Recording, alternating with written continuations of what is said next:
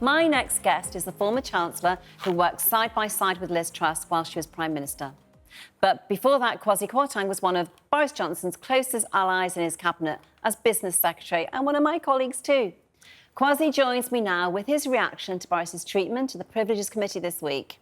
So, how do you think it went? They're going to find him guilty, aren't they? Well, I think they probably will. And also, how he did is just totally dependent on what you think about him. So the people who don't like him said he did terribly, and the people who like him thought he did reasonably well. My view was that he was going to do as well as he could, given the composition of the committee. Reasonably well? That sounds like damning with faint praise. No, I think look, it was a difficult wicket, and I think he did a reasonable job, a good job. But the people who were on that committee, you know them, I know them. These were not Boris fans. No, not one of them. Not one of them. And so, you know, they had legitimate questions. I think we can't say they were necessarily biased, but they had their own views about what they thought about Boris. Yeah. And I think that's going to inform their judgment. Yeah.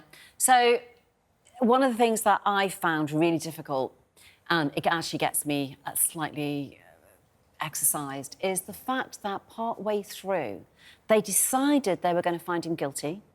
They decided what they were going to find him guilty for, which is, they say the advice he took from Director General's Cabinet Secretary was not senior enough, that he should have called in lawyers.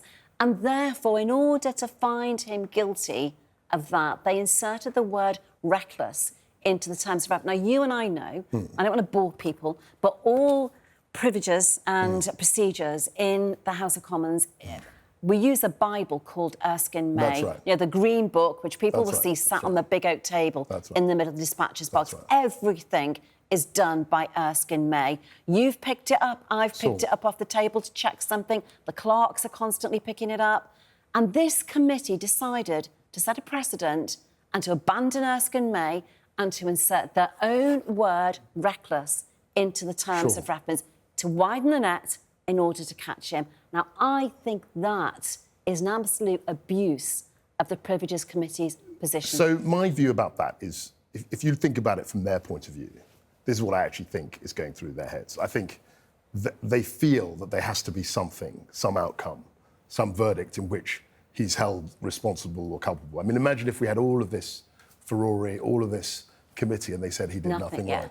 That would be, that's the pressure, really, I think they're under. And we've been on House of Commons committee, or certainly I've been on 4 or 5 of them. And the reason why they have different parties and they're split in a balanced way is because people recognise that they all have their own views.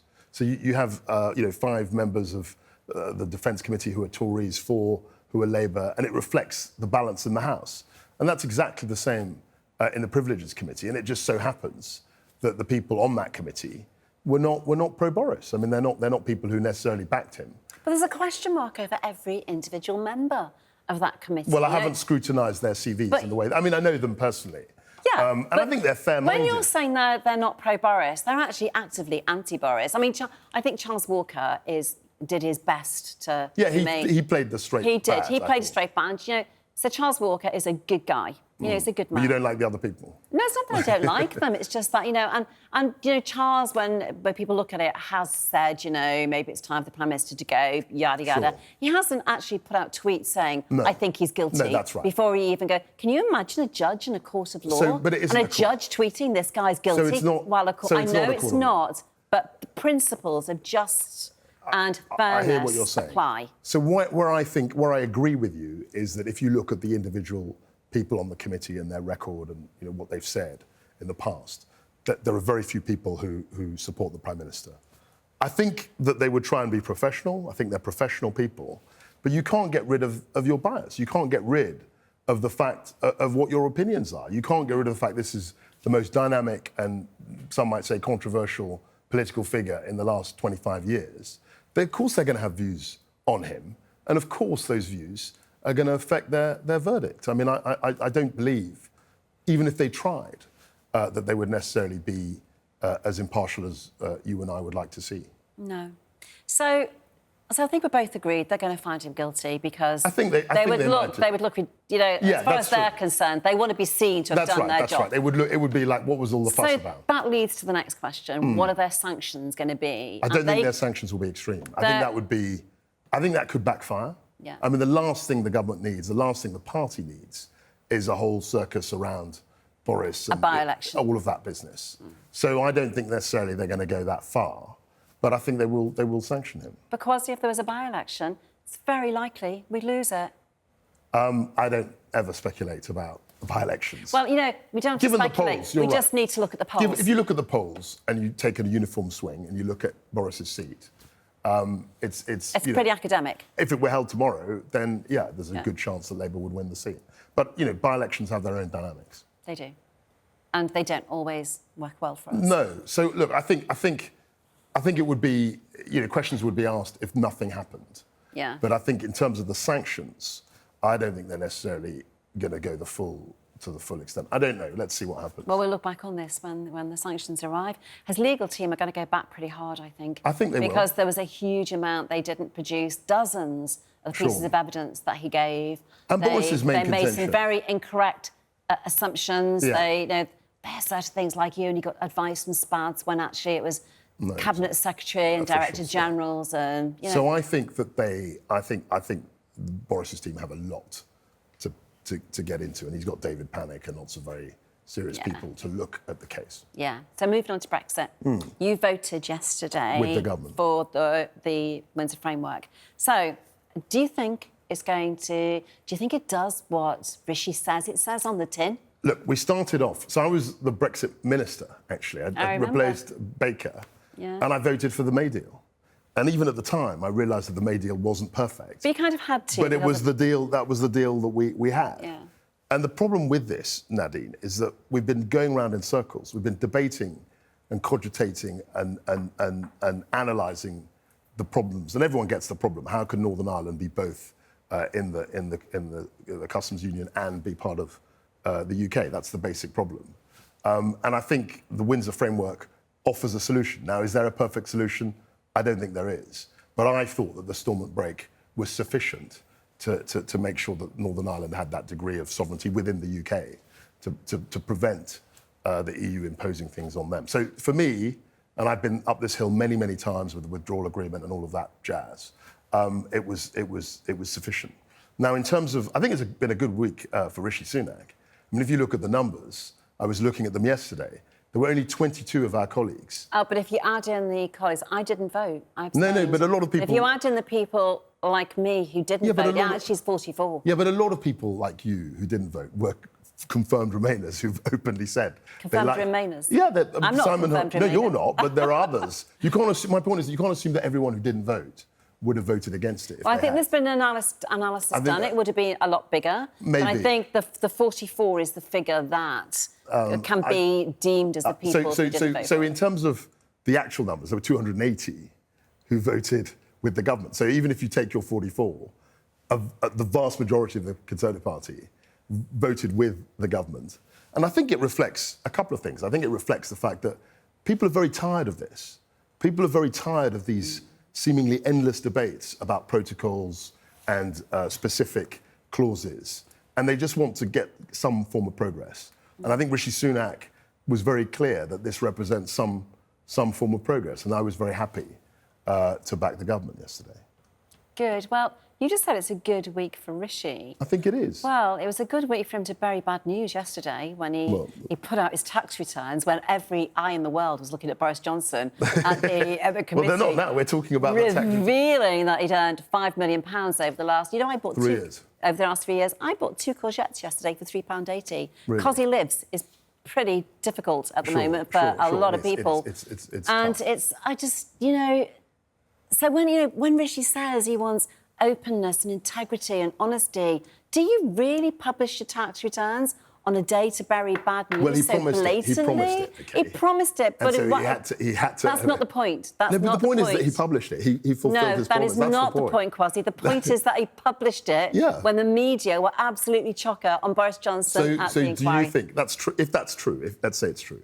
But it is true, we did it. Do you think we haven't scrutinised it? I mean, what are we talking about here? No, do you think what we haven't picked over it? We don't have the opportunity to look at what the tax returns say. I think impressions matter. And I think if he really wanted to give the impression that he was a Prime Minister, he wanted to bring in a new degree of integrity and honesty and openness, he wouldn't have published his tax returns yesterday, which I think makes him look rather silly. I think he would have waited until Monday. Okay. So we can have an argument about news day. the timing, but he did fulfil his promise. He did, yeah. And he said he would publish it, and he did publish it. And he's left a huge number of questions to be answered, like, why so much on capital gains? Yeah, that was... what is that about? Yeah. 22% tax he paid. I'm paying a lot more than that, so are you. Sure. And so is everybody who's on PAYE. How come he only pays 22% tax? Because capital gains... Yeah, we can have a debate. We can have a debate about that. Yeah, well, we're going to run out of time, so I want to talk about the budget. Sure. So, what did you make of the budget? Now, I know you and I don't like the 25% I hate corporation tax. all of that stuff. I wanted a low tax thing, but given where we are, and I make the point, the very basic point, that it was Liz Truss who appointed Jeremy Hunt. It wasn't Rishi Sunak. Given where we are, and given what the constraints were, and I've said this publicly, I thought it was a reasonable budget. I think it was balanced. I think it didn't. But it wasn't a budget for growth. It's not because if you think it's a budget for growth, then you brought in a budget for growth. Yeah, you brought in one that was going to kickstart the economy. That's right. But the markets and bring the revenues into the Treasury. But the markets revolted on that. Look, and I didn't have any agency. I mean, I obviously with the Prime Minister I crafted the budget, but I didn't. I mean, I was sacked. I didn't resign. I was sacked. So obviously I wanted to deliver on that budget, but that decision was taken out of my hands. The Prime Minister sacked me and replaced me with Jeremy Hunt, and he had a job, which was to settle the markets, and that's what he's done. Now, were the markets right, given where gilts were very shortly afterwards? I think there are lots of... Were the markets right to have reacted in the way they did? I think there are lots of things. I mean, my own view about the mini-budget was that it was a bit too much too fast. We could have sliced it and diced it and had a programme. But we can debate that. I mean, I made the call, I take responsibility. But looking back, I would like to have done taken a bit more time to do it and maybe had a bit more balance in terms of the savings. But that's happened. Rishi and Jeremy are there. And their main job, I think, as they see it, is to stabilise the economy, stabilise things. And in their own way, that's what they're doing. And I get what they're trying to do. I get the imperative to dial down the drama and just be very steady. Now, at some point, probably before the general election, we're going to have a growth plan. It doesn't seem possible to me that we can actually move forward in terms of the public sector provision, the health service, welfare, the kind of society we all want to see. We can't deliver that on 1% growth. No. Or even 0.5% growth. That's not possible. So we have to get the growth agenda. Well, actually, it's even worse than that. On that degree of growth and inflation, even if inflation comes down, on those projections, we would actually have to make some pretty huge cutbacks. Yeah, so it's not just a case that you can't get growth, you're actually going backwards with the economy. Yeah, so there are three. Spending. I mean, if you can't get growth, I mean, it's like, someone's own situation. You either grow your income or you reduce your expenditure, or you borrow money. And writ large, that's basically the options that we have. Now, I don't think we can raise taxes forever, because that's self-defeating. The more you raise taxes, the less incentives you have and the less growth you'll have. That won't work. But I get the need to stabilise the situation, what happened in October. I totally understand that. So, Kwasi, I thought you were a great Chancellor, and I think you're a very... to say you take responsibility, that's a big thing to do, because a lot of people wouldn't take responsibility. I think politicians have to take... you've been in Cabinet, I've been in Cabinet. These are big jobs, and we have to be big enough people to put our hands up and say, look, this didn't work out. The trouble is, though, Kwasi, so many aren't. Anyway.